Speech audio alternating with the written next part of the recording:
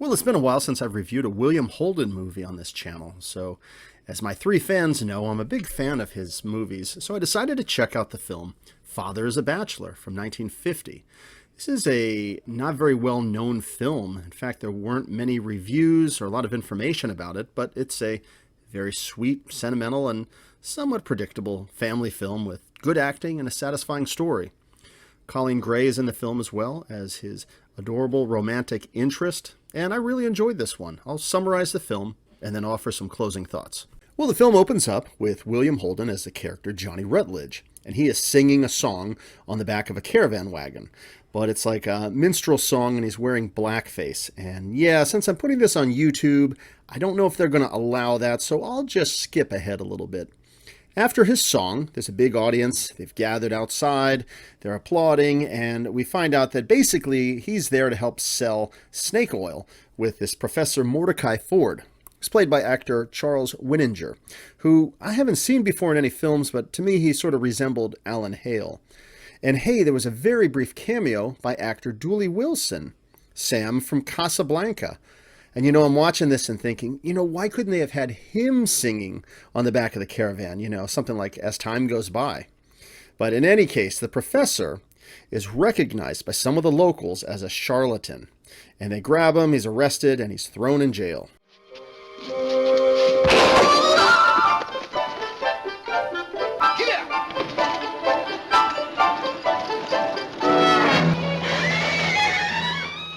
So the situation is the professor has been locked up for 30 days, but not Johnny. So Johnny stops by, gives him some cigars, and then he is off to just be lazy and do some fishing. But we, the audience, know that there are things in store for Johnny. He arrives at a dock with some fish that he's caught, and he's greeted by some kids, 5 of them actually. They invite him to have dinner with them, with seemingly no parents around. And as the kids clean up after dinner, Johnny sings with them, the big rock candy mountain. I need to end dinner with more songs like this. Anyhow, Johnny heads to the porch to have a smoke from his pipe as the kids share their wishes with him. The young girl of the group, May, who's played by Mary Jane Saunders, she's really super sweet with him and tells him how she wishes for a mother. Foreshadowing. Now, on the way to his boat, Johnny chats with Jan, another one of the kids. He's sort of the oldest and most mature of the group. Jan is played by Gary Gray. He explains that their parents had actually died and they live alone, but fearing a trip to the orphanage, they've just been kind of getting by, just the 5 of them, kind of taking care of all the responsibilities for now. They'd like Johnny to stay as an uncle or something, but he's not having any of that. He doesn't want to settle down with a family, because he's just sort of a carefree fellow, and he leaves.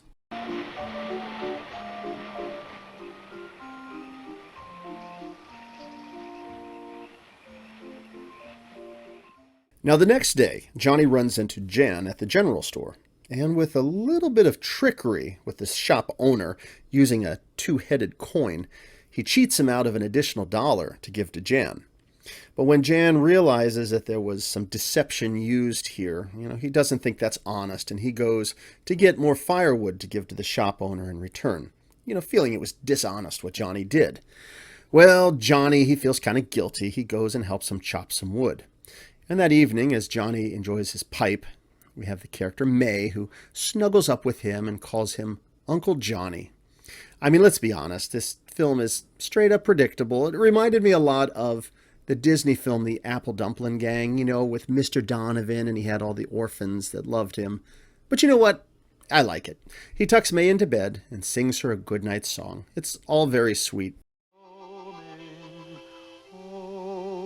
my darling, when the lights are dim and low, Well, during his song, he accidentally set his pipe down on her dress and it caused it to burn. And since it's her only dress, he resolves to make a new one for her. And it's actually a pretty funny scene as he's working with all these kids trying to figure out how to work with a dress pattern. And almost giving up, he uses May as an actual measurement for the dress. And his final result is a little bit goofy. I'd probably do the same quality job myself. So Johnny goes to wake up the general store manager because it's an emergency that he needs a new dress for May. And soon she's got the new dress and she's totally happy. And he's about to leave again when Jan goes to speak with him. And Johnny gives him some fatherly guidance about women and how to avoid them. So even though Johnny just wanted to be carefree, we do see him slowly starting to take some responsibility for these kids. In fact, he returns with a bunch of gifts for them. Foods, harmonica, a gun, practical things. But he still insists that he's just helping them out for just a little bit, and he wants to get back to his loafing around. And while he's outside taking a nap, he's visited by the gorgeous actress Coleen Grey as a character, Prudence Millet, who wakes him up because she's curious what's going on with these kids and why haven't they been to school, because she's the local school teacher. Well, Johnny jumps in to defend them, saying that, he's their uncle and they just need some shoes to be able to go to school. So she leaves reluctantly, and of course the kids are thrilled that Uncle Johnny stood up to defend them. Johnny buys them some shoes and brings them to school. Now, on the way, Prudence sees him leaving and offers to give May a doll. And right away, there's a sweet chemistry between Johnny and Prudence. And of course, the music is lovely. And oh, heck, I'm an old softie. I love it. Well, I'm sorry for the way I talked to you that day I came out to your place. That wasn't anything. I liked you anyway. Oh, I liked you, too. You did? Yes. I could tell by the children's attitude toward you that you must be nice. Is that all? Well, children do size up people better than... Oh, conclusions of your own? Well, after the kids are dropped off, Johnny walks back with May and tells her, he doesn't need a woman and so on, and he's just a free-spirited guy. And back at the house, they discover there's Feb, who apparently gave up on school, climbed out a window, and he's sitting there in a well playing his harmonica. And apparently he's really good at harmonica. He's like a prodigy with it. Johnny seems to just let it go and goes fishing. But soon Feb comes over and kind of sheepishly says he'll go to school. Johnny gives him some fatherly advice that sometimes in life you have to do the things you don't want to do. Yep, true enough. They catch some fish and they head back to chop some wood. Mr. Gilland, played by actor Frederick Tozer, shows up and basically tells Johnny that the kids are river trash and they shouldn't return. Well, Johnny isn't having it. He's going to defend these kids and there's a big old fist fight. You can't go dissing Uncle Johnny's kids like that.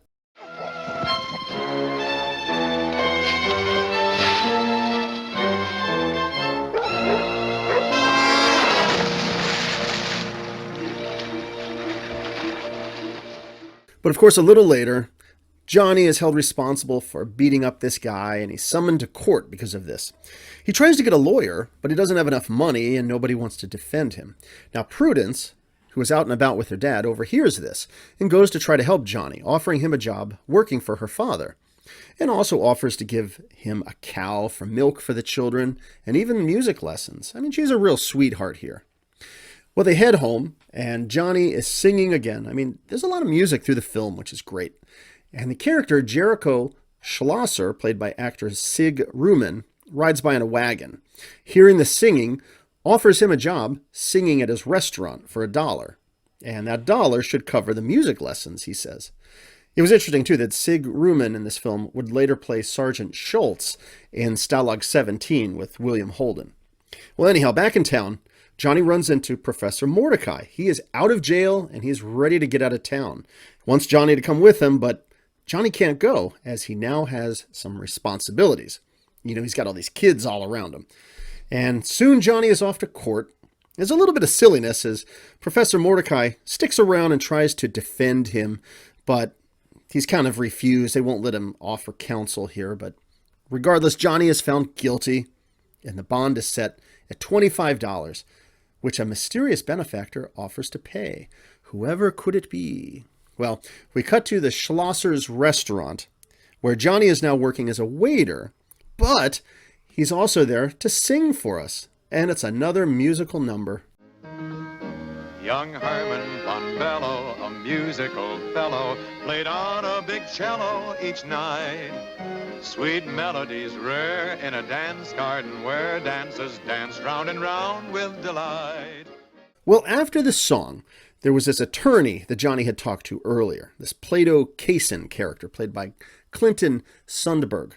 Now, he offers Johnny this opportunity, and knowing fully well what's really going on with these orphans and their background, he says basically, Johnny, you got to come take this offer or the kids are going to be found out. It's an offer he can't refuse.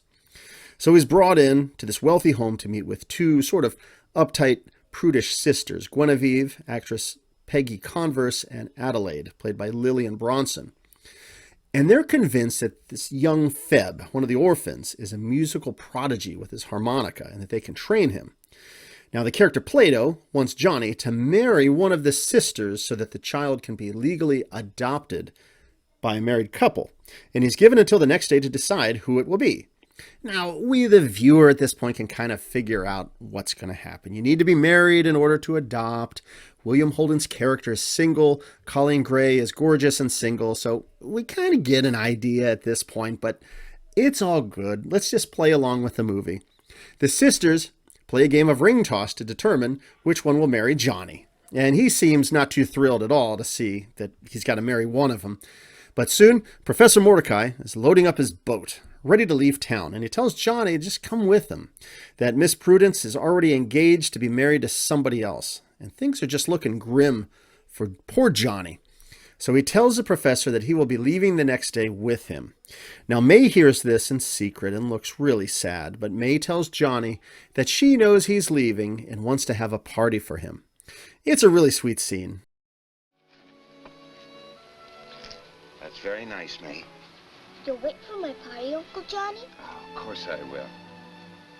I haven't got anything for the people to eat. Don't you give it a thought. Uncle Johnny will take care of the eats. Well, at Schlosser's restaurant, Johnny's working there, but he's trying to be sneaky and hide some food away for the party. He's tossing it over a fence for later.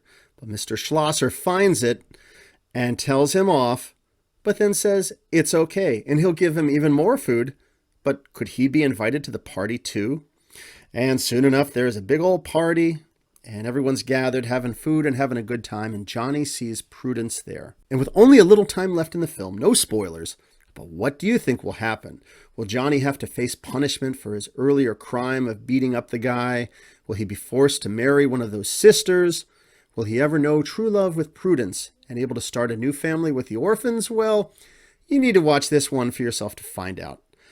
It's very sweet, a little saccharine, but you know what? I loved it. So some closing thoughts here. Father is a Bachelor came out in 1950. It was directed by Abby Berlinand and Norman Foster and was produced by Columbia Pictures. I don't believe this is a very well-known movie. Honestly, I only found out about this by looking through the catalog of William Holden films that I haven't seen before. And it's a shame because this one is really nice. It's a good, feel-good family film, if a little predictable. And there weren't many reviews and a lot of information and trivia that I could find out about the film. It's just one that's sort of out there that I think a lot of people just don't know about. Now, my 3 fans of my YouTube channel know I'm a fan of William Holden films. I just think he's a great actor. Often he plays a more jaded, cynical character. And it's fascinating to see him here at this time where he's sort of at the edge of moving into more mature films like Born Yesterday and Sunset Boulevard. And no, he didn't sing the songs in this film. It was dubbed by Buddy Clark. But you know, it worked for me. I believed it. I like William Holden's lazy, easygoing character in this film, who reluctantly gets swept into caring for these orphan kids. I was reading through Holden's bio, Golden Boy, by author Bob Thomas, and regarding this film, it said that Holden was repeating the same character from other films, whom he labeled as Smiling Jim. Here's a quote from Holden. Smiling Jim does not have a powerful personality. On the other hand, he isn't the killer type. If he gets into a tough spot, he smiles his way out of it. If a stranger gets mad at him in traffic and yells and curses, old Smiling Jim just keeps smiling, and before long the stranger isn't mad anymore. He's smiling too. Good old smiling Jim. I hate his guts. Okay, well, fair enough. But you know what? I like smiling Jim, for what it's worth. And I enjoyed this film. Coleen Grey was lovely and sweet as his romantic interest. She's been in a number of films I've reviewed on this channel so far, notably The Killing by Stanley Kubrick. And in her films, it seems like she's generally getting mixed up with shady characters, so I was glad to see her getting paired with a decent guy trying to do the right thing for once.